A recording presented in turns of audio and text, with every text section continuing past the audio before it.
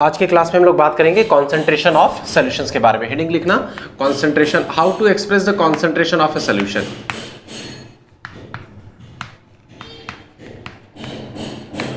How to express the concentration of solutions. ठीक है, solutions के कॉन्सेंट्रेशन को हम कैसे एक्सप्लेन करेंगे, इसी के बारे में हम इस चैप्टर में भी पढ़ रहे हो, सॉरी इस टॉपिक में पढ़ रहे होंगे। ठीक है, देखो लाइक यस्टरडे कल जो बताया था, जैसे चौक ही हमारे पास या कोई भी लेंथ है तो मीटर, सेंटीमीटर, डेकामीटर, हेक्टोमीटर, कई मेथड्स है जिसके थ्रू हम इसके लेंथ को मेजर कर सकते हैं। तो उसी तरह कॉन्सेंट्रेशन भी है, अगर हमारे पास कोई है ना तो उसको कई अलग अलग तरीके से हम मेजर कर सकते हैं। अच्छा, इसकी ज़रूरत भी है। ठीक है, अगर आप मैं तुमसे कहूँ कि इस चौक का लेंथ फुट में इतना है, कोई मीनिंग नहीं बनता है कहने का। I should have said that the length of this chalk इधर इन सेंटीमीटर और मिलीमीटर, इतने यही कहेंगे तो अच्छा है ना। उसी तरीके से अगर मैं दीवार ली है हमारे पास, तो इसकी लेंथ को अगर मैं फुट में कहूँ तो सब चलेगा। ठीक है, एक्सेप्टेबल। अब इसी को मैं मिलीमीटर में कहूँ तो थोड़ा सा प्रैक्टिकल नहीं है। उसी तरीके से हम लोग कॉन्सेंट्रेशन के भी जब टर्म्स यहाँ पे पढ़ रहे होंगे तो वो भी टर्म्स हमारा क्या होंगे, अलग अलग होंगे। क्योंकि हम लोग देखो कल पढ़े थे 9 टाइप्स ऑफ सोल्यूशन, तो हर एक सोल्यूशन पे एक ही टाइप का कॉन्सेंट्रेशन बताना कोई उचित नहीं है। मतलब वो कह सकते हैं कि वो एप्लीकेबल नहीं होगा वहाँ पे, मतलब एप्लीकेबल तो होगा बट रिलेवेंट कह सकते हैं नहीं है उसके अकॉर्डिंग। ठीक है, तो अलग अलग ही पढ़ेंगे। कल बता दिया था कॉन्सेंट्रेशन के मतलब, कॉन्सेंट्रेशन होता क्या है। ठीक, कैसे एक्सप्रेस करेंगे, देखो सबसे पहला यहाँ पे आता है आपका, इसको बोलते हैं हम लोग। अच्छा, हेडिंग हम नहीं बता रहे हैं, ठीक है, डायरेक्ट देखना हेडिंग तुम खुद बता दोगे। लेट अस सपोज कि आपका एग्जाम हुआ 11th का, 500 मार्क्स के आपके एग्जाम हुए बेटा। ठीक है ना, आपका 500 मार्क्स का 11th का एग्जाम हुआ, इसमें से आपने 425 मार्क्स स्कोर किया आउट। ठीक है, इतना आउट ऑफ 500। ये बताओ, ये हमने जो लिखा ये क्या है, हाउ, हाँ यू आर गोइंग टू, सही है। ठीक है, तुम भी बोला, तुम्हारी बात है। यहाँ से तुमको क्या मिलेगा, परसेंटेज मिलेगा, तुम जितना नंबर स्कोर कियो। ठीक वही चीज मैं इसी चीज को केमिस्ट्री के लैंग्वेज में ऐसे कर दे रहा हूं कि आपने एक सोल्यूशन बनाया है, उस सोल्यूशन में थोड़ा सा आपके पास सॉल्वेंट प्रेजेंट था। ठीक है, कुछ भी अमाउंट ऑफ सॉल्वेंट, कितना है वो सॉल्वेंट का अमाउंट, मान लो WB कर रहा हूं मैं, WB अमाउंट क्या है आपका, सॉल्वेंट है, उसका मास है। ठीक है, और जो सोल्यूट हम मिक्स कर रहे हैं वो कितना है, WA। तो अगर मैं यहीं पे लिख दूं जैसे कि WA अपॉन, जैसे यहाँ टोटल मार्क्स, टोटल जो मार्क्स है वो लिखा है, हमने यहाँ पे टोटल मास लिख दे रहे हैं किसका, सल्यूट का प्लस सॉल्वेंट का, इंटू 100 कर दे रहे हैं। यहाँ पे नंबर का परसेंटेज निकल रहा था, यहाँ पे सल्यूट और सॉल्वेंट का मास लिख रहे हैं, तो यहाँ पे हम क्या लिखेंगे, मास परसेंटेज। यानी हम लोग का टॉपिक क्या है, ये मास परसेंटेज। समझ में आया, मास परसेंटेज। ठीक है, ये हो गया हम लोग का मास परसेंटेज। कैसे कैलकुलेट करेंगे हम लोग, mass of the solute upon total mass of the solution into 100। ठीक है, अब मान लो यहाँ पे हमने क्या निकाला है इस समय, मास परसेंटेज ऑफ सॉल्यूट। ठीक है, हमने क्या लिया था कि ए हमारा क्या है, सॉल्यूट है। अब इसी तरीके से मान लो आपको किसका निकालना होगा, मास परसेंट ऑफ सॉल्वेंट का, तो यहाँ पे बी हो जाएगा और ये तो सेम रहने वाला है। ये हो गया हम लोग का मास परसेंटेज। ठीक है, अभी लिखवा देंगे इसको हम। दूसरा देखो यहाँ पे हम बात करें, यहाँ पे मास परसेंटेज हमारे पास हो गया है। ठीक है, ठीक इसी तरीके से in the place of mass. ठीक है, अब इसी मास के जगह पे अगर हमने यूज कर लिया वॉल्यूम, तो हाँ एकदम वॉल्यूम परसेंट, उसके लिए क्या हो जाएगा, volume of solute A upon total volume of solution. Total volume of solution कैसे मिलेगा, वॉल्यूम ऑफ, हाँ volume of solute plus volume of solvent into 100। ये हो गया हम लोग का क्या, वॉल्यूम परसेंट। ठीक है, तो पहला मेथड तो हम लोग का ये हुआ जिससे हम लोग एक्सप्रेशन को बता सकते हैं। पहला मास परसेंटेज, दूसरा हम लोग का वॉल्यूम परसेंट, उसी से सिमिलर था लगभग। ठीक, अब लेकिन देखो कई चीज़ों में ये चीज़ ऑब्जर्व किया होगा तुमने। ठीक है, या नहीं भी हो सकता है कि किए होगे, but number of times I have seen कि जो भी देखो हम मार्केट से सैनिटाइजर वगैरह लेकर आते हैं, उस पर आप लेकर आते हो तो देखो लिखा रहता है कि डैश डैश कोई कॉन्स्टिट्यूएंट्स प्रेजेंट है, उसके आगे लिखा रहता है 10% VYV, ऐसे लिखा रहता है। ठीक है ना, अब यहाँ रखा नहीं हूँ मैं क्लास में, नहीं कोचिंग वगैरह में ये चीज़ दिखाया हूँ। ठीक, तो मैं अच्छा दिखाता हूँ अभी क्लास ओवर होने के बाद। ठीक है, जाके देखना घर पे सैनिटाइजर है तुम्हारे तो। ठीक है, तो देखना वहाँ पे देखिए, और कोई दूसरा कंस्टिट्यूएंट रहता है उसमें भी लिखा रहता है ऐसे, जैसे अल्कोहल IP लिखा रहता है, मैं तो बताया हूँ कई बार इस चीज़ को। ठीक है, आइसोप्रोपिल अल्कोहल 70% VYW लिखा रहता है ऐसे। ठीक है, WYV लिखा रहता है इस तरीके से। अब इनका मतलब क्या है, यही हम कह रहे थे कि जो भी चैप्टर पढ़ो, एटलीस्ट फिजिकल केमिस्ट्री तो इतना है कि हम अपने डे टू डे लाइफ में ऑब्जर्व कर सकते हैं, हर चीज़ को नहीं तो लेकिन मोस्ट ऑफ द चीज़ को कर सकते हैं। तो अब इसका मतलब क्या है, ठीक है, ये एक्चुअली यहीं से रिलेटेड है। 10% VYV का मतलब है कि ये जो भी कंपोनेंट प्रेजेंट है आपका, जो भी कॉन्स्टिट्यूएंट्स है ये आपका इस सोल्यूशन में। ठीक है, इसका मतलब कि अगर 100 ml का वो सोल्यूशन है तो उसमें 10 ml आपका क्या होगा, ये वाला कॉन्स्टिट्यूएंट प्रेजेंट होगा। ठीक। 70% W/V लिखा है, W का मतलब मास, V का मतलब वॉल्यूम। तो इसका मतलब कि अगर वो 100 ml आपका सोल्यूशन है तो उसमें 70 ग्राम होगा आपका, क्योंकि यहाँ पे क्या दिया है, वेट दिया है, ठीक है। 70 ग्राम वो सोल्यूट आपका प्रेजेंट होगा। तो अगला यही होता है हम लोग का third, that is mass by volume percentage, mass by volume percentage, ठीक है। इसमें क्या होगा, मास ऑफ सॉल्वेंट ए, हमने यहाँ MSC लिख दे रहे हैं, W से भी लिखो, कोई दिक्कत नहीं है, अलग अलग बुकों का अलग अलग representation, upon total volume of solution that is VA plus VB into 100। ये हम लोग का हो गया किसका, मास बाई वॉल्यूम परसेंटेज, ठीक है, इंटू 100 कर रहे हैं। तो इस तरीके से हम लोग परसेंटेज ये परसेंटेज निकाल सकते हैं, mass percentage of solute as well as mass percentage of solution, इतना हम लोग निकाल सकते हैं, ठीक है। अभी नेक्स्ट टॉपिक चले, अभी लिखवाएंगे इसको सब, पहले पूरा समझा लेते हैं, ठीक है। ठीक, देखो इसी तरीके से पूरा हम लोग का 12th चलेगा। पहले आधा घंटा पूरा एक्सप्लेनेशन, और हमें लगता है 35 मिनट लगेगा एक्सप्लेन करने में हमको। हम डेली का डिसाइड करके रखते हैं कि आज की क्लास में हमको इतना चीज़ पढ़ाना है, ठीक है। और नहीं, क्योंकि पढ़ाना ज़्यादा इंपॉर्टेंट है, नोट्स तो मैं दे दूंगा, लिख लोगे, और वही ऐसा नहीं कि नोट्स एकदम बुकिश लैंग्वेज का है, देखे हो सब समझ में भी आएगा। तो पहले पूरा समझाते हैं जिससे तुम्हें भी एकदम अच्छे से याद हो जाए, उसके बाद लिखवा देंगे। नहीं टाइम रहेगा, फोटो क्लिक करके ले जाओगे, घर लिखना अपना आराम से। चलो, तो ये क्लियर हो गया मास परसेंटेज, ठीक है। और इससे हमारा टाइम बचेगा ना, तो हम न्यूमेरिकल 2 ज़्यादा करेंगे, ठीक है। आओ तीसरा देखते बेटा हम लोग। अब तीसरा देखने से पहले एक आध दो क्वेश्चन है, वो उसको हम लोग थोड़ा देख लेते हैं। क्वेश्चन क्या है कि लेट अस सपोज, मैंने देखा है कि आप लोग के घर के आसपास या कॉलोनीज वगैरह में क्या होता है कि देखो वहाँ पे वो होता है हम लोग के वाटर टैंक होता है ना। उस वाटर टैंक में सुने होंगे कि जो नगर निगम वाले होते हैं, म्यूनिसिपल कॉर्पोरेशन वाले, टाइम टू टाइम उसमें क्या करते हैं कि कुछ डिसइंफेक्टेंट, हाँ क्लोरीन डिसइंफेक्टेंट, वो वाटर को प्योर करने के लिए वो डालते हैं। कितना डालते हैं, ग्राम में, मिलीग्राम में, कितना, कभी सोचा इस बारे में? अच्छा, किलो में डाल देंगे, बहुत सही। किलो में डाल, कहाँ जाओगे किलो में क्लोरीन पी के? हाँ भाई, हाँ एकदम सही बात है। तो शायद कोई भी ऑर्डिनरी स्टूडेंट होगा तो यही सोचेगा कि सर इतनी बड़ी कई हजारों लीटर की टंकी होती है, सही बात है। तो लेकिन अब उसमें क्या किलो में वो डालते होंगे क्लोरीन? कभी नहीं। अरे वो थोड़ा थोड़ा अमाउंट करके हमारे घरों तक आता है ना सप्लाई पानी हो, तो फिर काफ़ी हमारे लिए डिजास्टर्स हो जाएगा। नहीं, वो ये चीज़ नहीं होता। अच्छा चलो, क्वेश्चन को थोड़ा सा हम चेंज करते हैं। देखो at the time of Diwali, ठीक है, जब होता है तो कहते हैं लोग भाई पॉल्यूशन काफ़ी बढ़ जाता है, उसके बाद बढ़ने लगते हैं। तो जो हमारे एयर में, जो कि हमारा गैसेस सोल्यूशन है जो कल हम पढ़ाए थे, तो उसमें जो होता है टॉक्सिक सब्सटेंसेस, केमिकल्स के हमारे बढ़ जाते हैं। उसको कैसे मेज़र करते हैं, किस क्वान्टिटी में? क्या हम ये बोलते हैं कि 70 ग्राम ये गैस इसमें ज़्यादा हो गया है, या इसमें 500 किलोग्राम? वो तो आप बता रहे हो AQI, एयर क्वालिटी इंडेक्स बता रहे हो, ये वो एक कह सकते हैं कि फैक्ट, एक पैरामीटर है हमारा जिसके हेल्प से हम बताते हैं AQI वो आपका है, ठीक है। हम उसकी बात नहीं कर रहे हैं, हम कह रहे हैं उसको मेज़र कैसे करते हैं कि ये गैस हमारा इतना गंदा हो गया, ठीक है। ये लेट अस सपोज कि हम एक सोल्यूशन बना रहे हैं, घर में ही हमने बनाया, ठीक है। कोई जूस, हम कोई ड्रिंक हम प्रिपेयर कर रहे हैं, लेट से लेमन जूस का या कुछ ऐसा, तो आप कहते हो ना कि सर 10 ग्राम ऑफ शुगर इसमें ऐड करना है, या 50 ग्राम ऑफ शुगर इसमें ऐड करना है, तो एक क्वांटिटी है कहने का ना। तो वही चीज़ इसमें, इसको कैसे मेज़र करेंगे? देखो जब अब भाई एयर तो इतना बहुत ज़्यादा बड़ा है, ठीक है, कैसे हम कर पाएंगे? ठीक है, तो उसके लिए एक छोटी क्वांटिटी होती है जिसको बोलते हैं हम लोग पार्ट्स पर मिलियन। तो अगला यही हम लोग का है, तीसरा या चौथा होगा शायद, हाँ 4th वन होगा ये, parts per million, parts per million. अब ये समझो हम, ये हमारे कहने का क्या मतलब है पार्ट्स पर मिलियन का। डायरेक्ट इसका भी डेफिनेशन नहीं, ऐसे समझाते हैं। पार्ट्स का मतलब तो समझ रहे हो, हिस्सा, ठीक।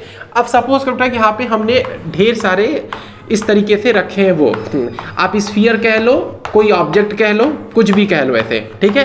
खूब ढेर सारे ऑब्जेक्ट हैं। ये कितना है ये ऑब्जेक्ट आपका? ये ऑब्जेक्ट आपका है 1 million, 10 to the power 6, 1 million होगा। ये ऑब्जेक्ट कितना है? 1 मिलियन है, ठीक है, बाई मास, मैं मास की बात कर रहा हूँ यहाँ पे, ठीक है ना। ये 1 मिलियन ऑब्जेक्ट है आपके पास। इस 1 मिलियन में, ठीक है, इन दिस 1 मिलियन ऑब्जेक्ट, देखो इस 1 मिलियन ऑब्जेक्ट में आपका ये एक पार्टिकल जो प्रेजेंट होगा बाई मास, ठीक है। तो इसका जब आप रेशियो निकालोगे, जैसे मास परसेंट निकाल रहे थे, इसी तरह जब इसका बाई मास का रेशियो निकालोगे, परसेंटेज निकालोगे, वही आपका क्या कहलाएगा? Parts per million. एक पार्ट, हाँ सिर्फ एक पार्ट का, इसलिए हमने एक सर्कल किया है ना पे, एक पार्ट्स का। तो यानी पार्ट्स पर मिलियन आपका क्या हो जाएगा? मास ऑफ ए, ठीक है। ये मान लो यही ए है आपका, ए क्या है आपका? वो सोल्यूट, ठीक है। तो यहाँ पे लिखेंगे parts per million is equals to mass of A upon total mass of solution, total mass of solution कितने में, 1 मिलियन में। तो 1 मिलियन यानी 10 टू द पावर 6, ये हो जाएगा आपका, ठीक है, ये निकालेंगे। अब लेकिन याद रखना ये बाई मास, ठीक है।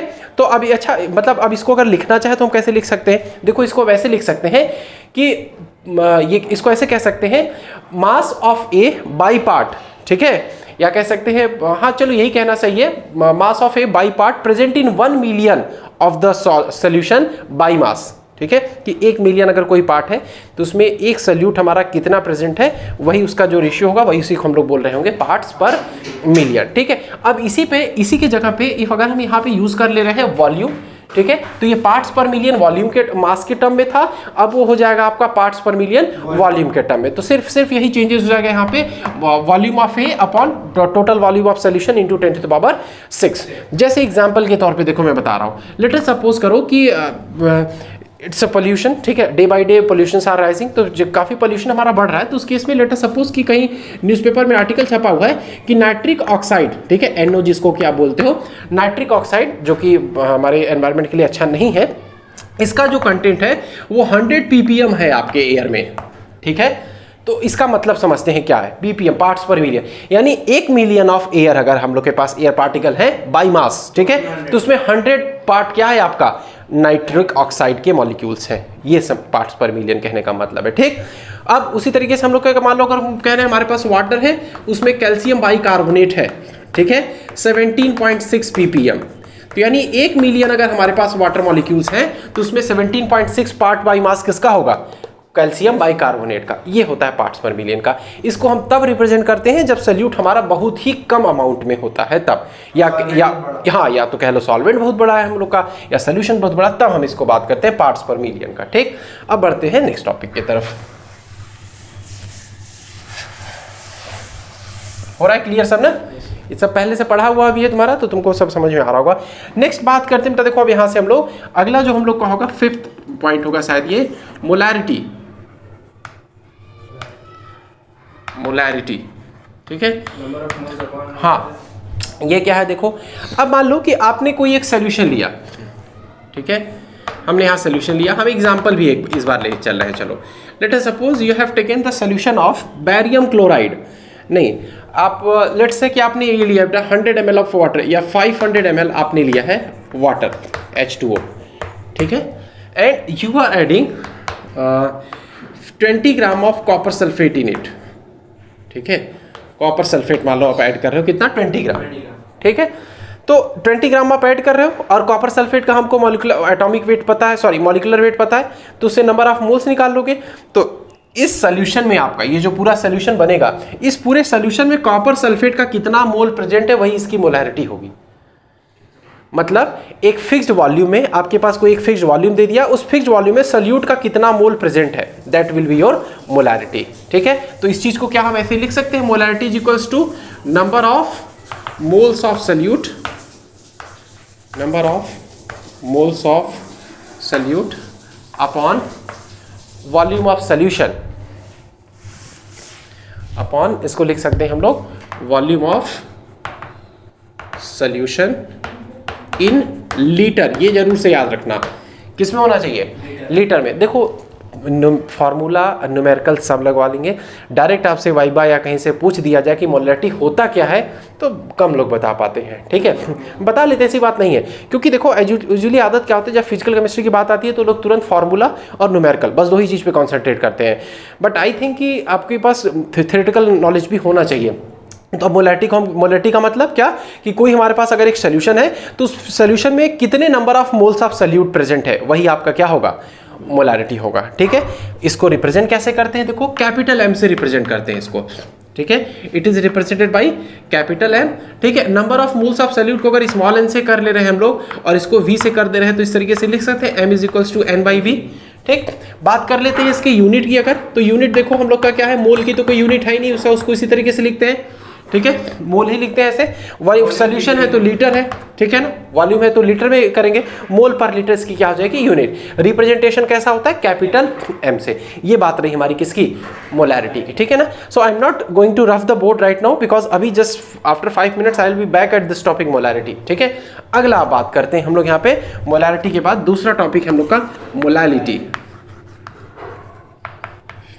मोलैलिटी, हाँ, अब सेम वही चीज देखो फिर से हमने यहाँ पे क्या किया, यहाँ पे सोल्यूशन लिया हमने, ठीक है, हमने वाटर लिया यहाँ पे, ठीक है, सेम वही चीज। अब हमने यहाँ पे वाटर लिया, कितना वाटर है इस समय, हमने यहाँ पे लिया 500 ml लिया, ठीक है, या हम कह सकते हैं कि 1 kg, चलो हमने यहाँ पे कोई भी सॉल्वेंट लिया है यहाँ पे 1 kg, ठीक है, 1 kg का कोई भी हमने सॉल्वेंट लिया है, whether it's a polar non polar कोई भी सोल्यूट, हम उसमें डिजोल्व कर रहे हैं 25 ml या ग्राम, जो भी आप कह लो, डिजोल्व कर रहे हैं उसमें।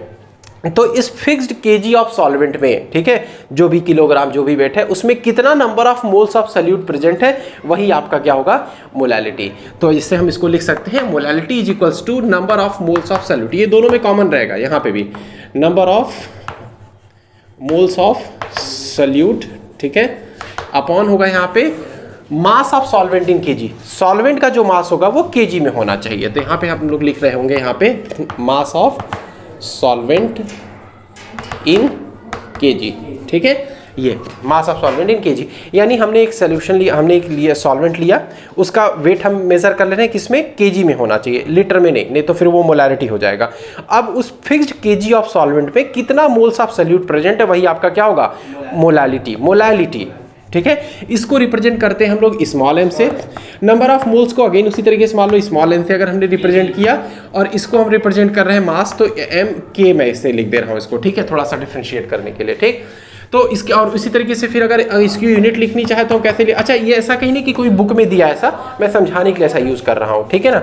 यूनिट इज इक्वल्स टू, हाँ, इसका यूनिट हो जाएगा मोल पर केजी। याद रखना केजी का सिंबल देखो हम कैसे लिख रहे हैं। अभी कुछ दिन पहले मैं क्लास कहीं और ले रहा था तो वहाँ पे बच्चे ऐसे लिख रहे थे, ये गलत हो जाएगा। ये कैपिटल के है, ये स्मॉल के है। अच्छा, ये अभी 11th में ये साल पढ़े होंगे आप लोगों ने, अरे सॉरी इस साल, लास्ट ईयर आप लोगों ने इवन पढ़ा होगा। 7 फंडामेंटल क्वांटिटीज होती हैं, जो सातों की जो यूनिट होती है ना, सॉरी यूनिट का सिंबल्स होते हैं स्मॉल लेटर से रिप्रेजेंट करते हैं। ये क्या क्या पढ़े होंगे, temperature, length, time, ampere current, luminous intensity, candela जिसका पढ़ते हैं हम लोग, इस तरीके से 7 है टोटल, ठीक है। मास, सबको क्या मास को कभी ऐसे रिप्रेजेंट करते हो, हमेशा स्मॉल एम से रिप्रेजेंट करते हैं, है ना। तो ये चीज़ है, ठीक है, इसको ध्यान रखना। तो ये बात रही हमारी मोलैलिटी की। But question rises why I haven't rough the board, ठीक है, मैंने क्यों यहाँ पे बोर्ड को इरेज नहीं किया, देखो उसके पीछे कारण समझाता हूँ। हमने क्यों बोर्ड को यहाँ पे इरेज नहीं किया, कहे भी थे 5 मिनट वापस आना। देखो इससे एक क्वेश्चन आ सकता है कि अगर लेट से मैंने कहा कि तुमसे कि बेटा हमारे पास एक सोल्यूशन है, उसकी मैंने दोनों वैल्यूज आपको बता दी, उसके लिए हमने मोलैरिटी की वैल्यू बता दिया आपको और मोलैलिटी की वैल्यू बता दिया। विच वन इज मोर ऑथेंटिकेबल, या कह सकते हैं कि कौन सा ज़्यादा सुपीरियर है, उसमें से कह सकते हैं। हाँ, फॉर्मूला वगैरह देख लो, थोड़ा सा सोचो इसके बारे में, फिर बताओ कौन सा इसमें से ज़्यादा सुटेबल रहेगा। मोलैरिटी। अच्छा, so you are saying molarity will be more suitable, why is it so? क्योंकि लिक्विड स्टेट में रहेगा, मतलब कहते हैं। हाँ, यहीं पे देखो गलती कर गए। अब मुझे ये बताओ कि अभी टेम्परेचर, ठीक है, इट्स नियर अबाउट 4:30 PM, तो इवनिंग टाइम हमने कोई सोल्यूशन यहाँ पे रखा हुआ है, बट एट द 12 noon कल मैं यही सोल्यूशन, यहीं का जो सोल्यूशन मेरे पास उठा कर मैं कहीं ओपन स्पेस में रखूँगा, वॉल्यूम घट जाएगा। यहाँ पे मेरे पास कोई सोल्यूशन है, लेट्स से यही सोल्यूशन है, इस सोल्यूशन को अभी ये क्लासरूम में है, but I am placing this solution in any open space और let's say in a field at 12 noon या 2 बजे 3 बजे रख दे रहे हैं, इवापोरेशन होगा, सोल्यूशन का वॉल्यूम घट जाएगा, मोलैरिटी की वैल्यू क्या हो जाएगी, चेंज हो जाएगी। हमें नहीं पता कम होगा ज़्यादा होगा, वी डोंट नो। हाँ, सोल्यूशन की मोलैरिटी की वैल्यू लेकिन क्या होगी, चेंज होगी। But what for this molality, यहाँ मास है, क्या मास टेम्परेचर बढ़ने के साथ घटने, टेम्परेचर इंक्रीज के साथ बढ़ता घटता है?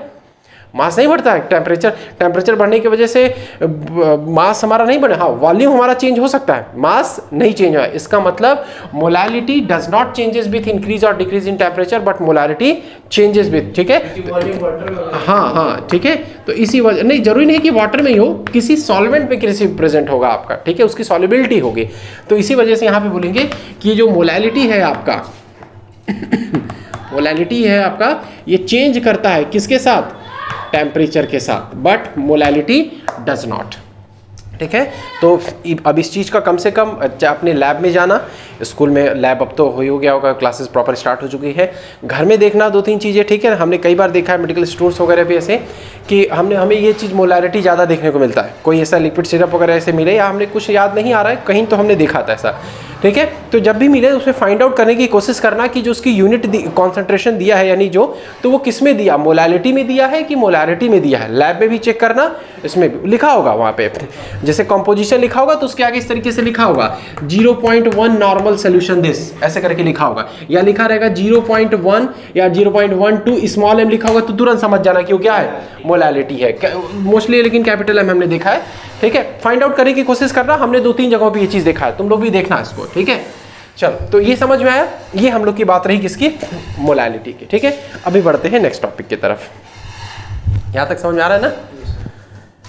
चलो, चौक भी खत्म हो गया।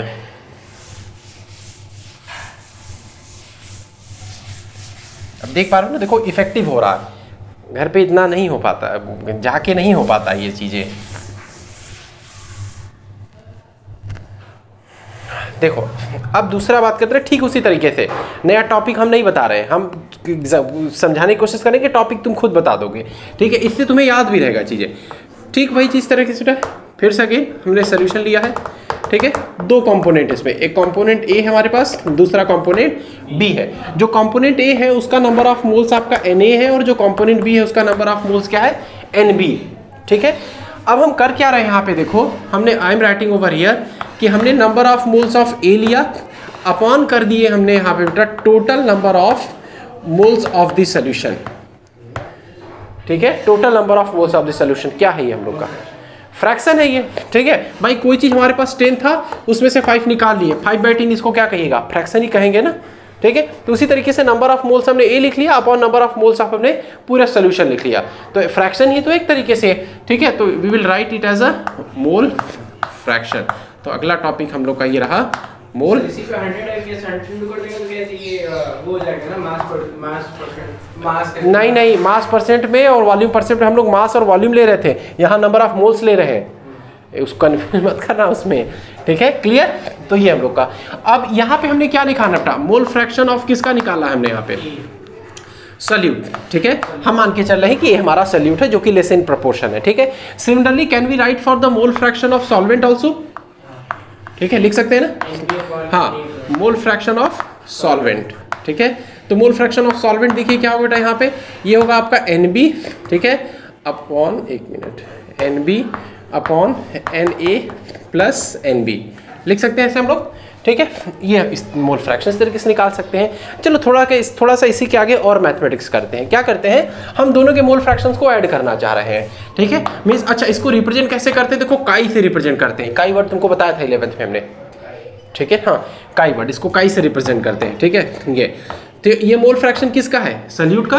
ये मोल फ्रैक्शन किसका है, बाई, सॉरी, सॉल्वेंट का। ठीक है, तो मोल फ्रैक्शन ऑफ ए काई बी, ऐसे इसको पढ़ते, प्रोनाउंसिएशन करते हैं और ऐसे होता है। याद रखना, ये सिंबल मत लिख देना, हाँ, ये वाला सिंबल, ये ऐसे होता है। ठीक है, स्मॉल x करके ये होता है आपका।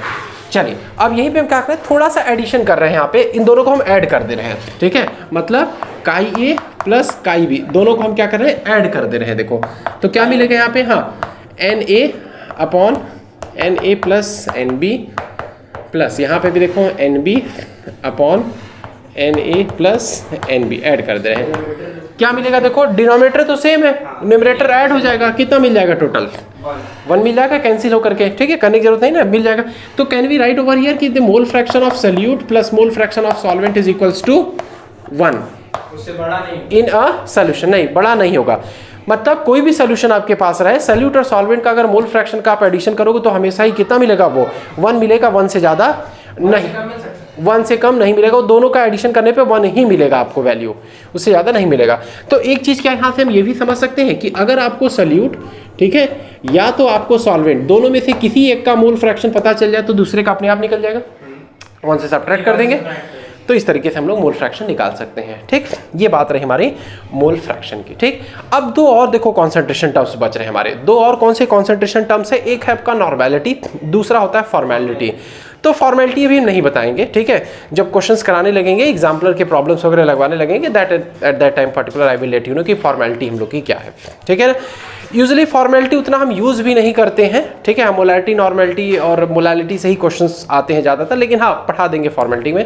पहले बात करते हैं नॉर्मेलिटी की। हालांकि नॉर्मेलिटी भी सिलेबस में देखो नहीं दिया हुआ है, आपके एनसीईआरटी में नहीं दिया है नॉर्मेलिटी, हाँ, बट नॉर्मेलिटी के क्वेश्चंस आ सकते हैं, तो इस वजह से वो भी आपके बोर्ड एग्जाम पे नहीं आएंगे नॉर्मेलिटी क्वेश्चन। लेकिन मैं यहाँ बता रहा हूँ कि थोड़ा सा कॉम्पिटेटिव लेवल का भी तो हमें प्रिपेयर करके चलना चाहिए। तो अब बात करते हैं हम लोग नॉर्मेलिटी की। यही सब देखो 11th में नहीं पढ़ा पाए थे, तुम्हें लेट ज्वाइन किया था तो हाँ वो चैप्टर ही नहीं हो पाया था, क्योंकि देखो टाइम लगता है, जितना इसमें टाइम लगा वही सही 2 क्लास लगेगा इस पे क्वेश्चंस कराने में पूरा। ठीक है, तो चलिए अब हम लोग बात करते हैं किसके ऊपर? नॉर्मेलिटी। इसका पहले फॉर्मूला लिख के तब समझाता हूं। Gram equivalent of solute volume of solution in litre, volume of solution in litre. ठीक है, gram equivalent of solute upon volume of solution in litre, इसकी बात हम लोग की। ठीक, तो चलो ये तो समझ में आ गया कि ठीक वो इसी तरीके से कि हमारे पास इसी तरह जैसे मैंने बताया था, ये लो ये सॉल्यूशन है हमारे पास।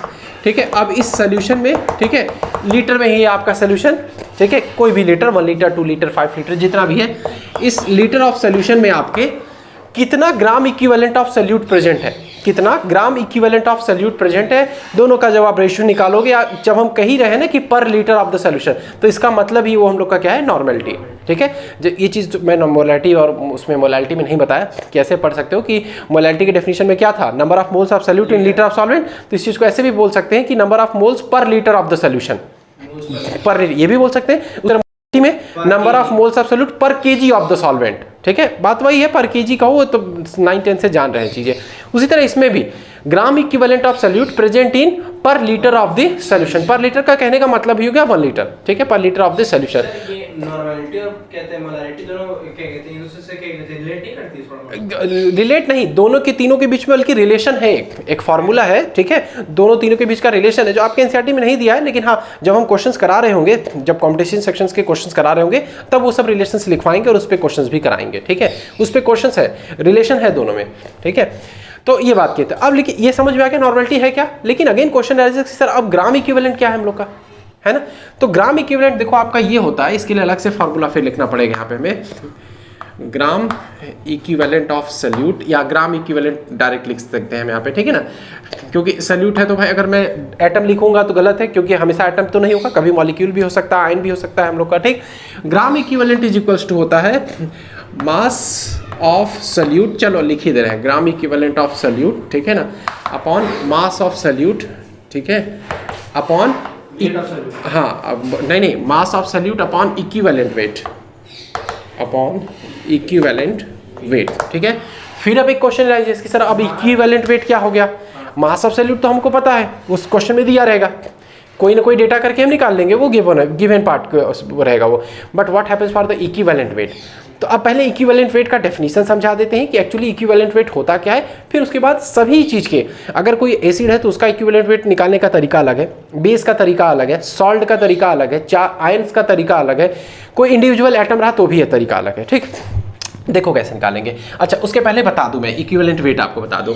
सपोज करो कि आपका ये सब्सटेंस है कोई, या सब्सटेंस क्या कह लो, कोई केमिकल है। ठीक है, इक्विवेलेंट वेट हमारा वह वेट है, ठीक है, किसी सॉल्यूट का, ठीक है, वह वेट है जो कि 1 पॉइंट इसमें से डिस्प्लेस कर दे, 1.008 part by mass, I am saying part by mass hydrogen को डिस्प्लेस कर दे, ठीक है ये, या 8 पार्ट बाई मास ऑक्सीजन को डिस्प्लेस कर दे, या 35.5 पार्ट बाई मास क्लोरीन को डिस्प्लेस कर दे, वही इक्विवेलेंट वेट होता है।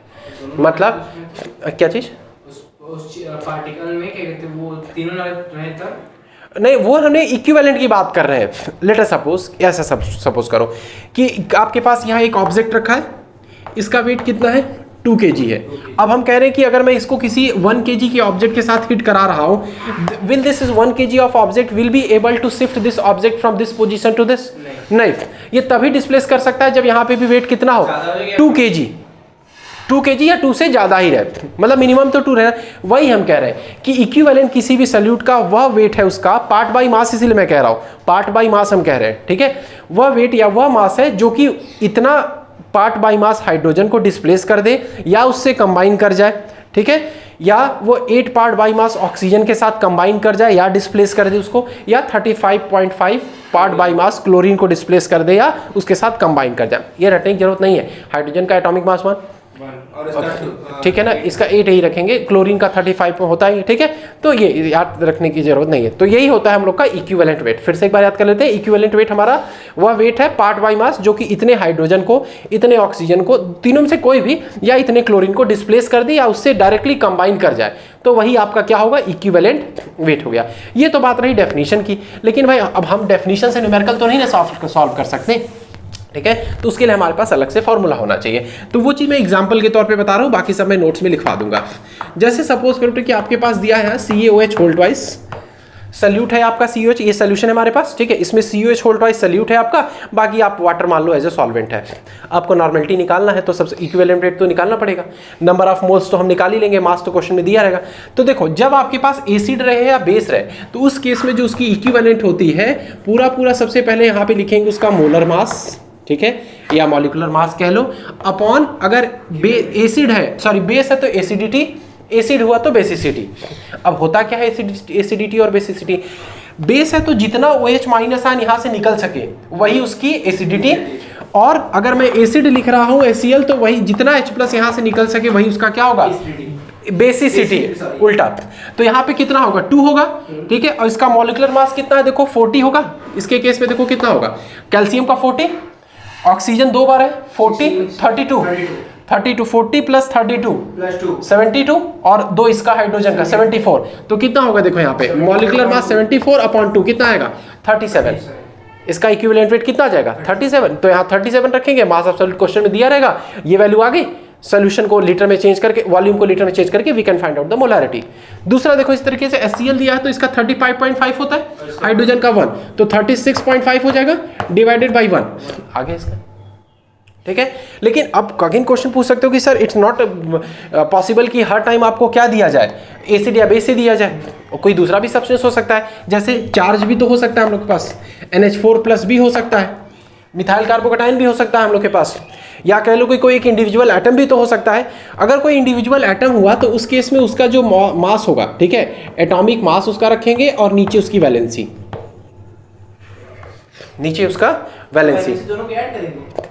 नहीं इंडिविजुअल एटम, अब जब मान लो मैंने कह दिया इंडिविजुअल एटम है तो इसकी वैलेंसी +3, ठीक है, ये ऐसे रखेंगे। कोई सॉल्ट अगर हुआ तो total number of positive charge, total number of negative charge, वो करके ऐसे करेंगे, बाकी ऊपर मॉलिक्यूलर मास रहेगा आपका। तो कई ऐसे फॉर्मूले हैं, वो मैं नोट्स में लिखवा रहा हूँ, ठीक है। तुमको डिस्क्रिप्शन वगैरह में भी वो आगे फर्दर मिल जाया करेगा, उसको देख लेना। समझ आया? ये इतना मेथड्स था जिससे हम लोग सोल्यूशन के कॉन्सेंट्रेशन को एक्सप्रेस कर सकते हैं। कौन कौन सा पढ़ा हम लोगों ने? Mass percentage, volume percent, mass by volume percentage, ppm parts per million, उसके बाद कौन सा मोलारिटी, मोलालिटी, मोल फ्रैक्शन और नॉर्मेलिटी। इतना एकदम लास्ट में बताएंगे, बहुत कम क्वेश्चन वगैरह पूछा जाता है, ठीक है, तो उसको लास्ट में ही कराएंगे जब कंपटीशन सेक्शन के क्वेश्चन करा लेंगे तब। समझ में इतना? चलो अब इसको हम लोग पूरा प्रॉपर लिख लेते हैं।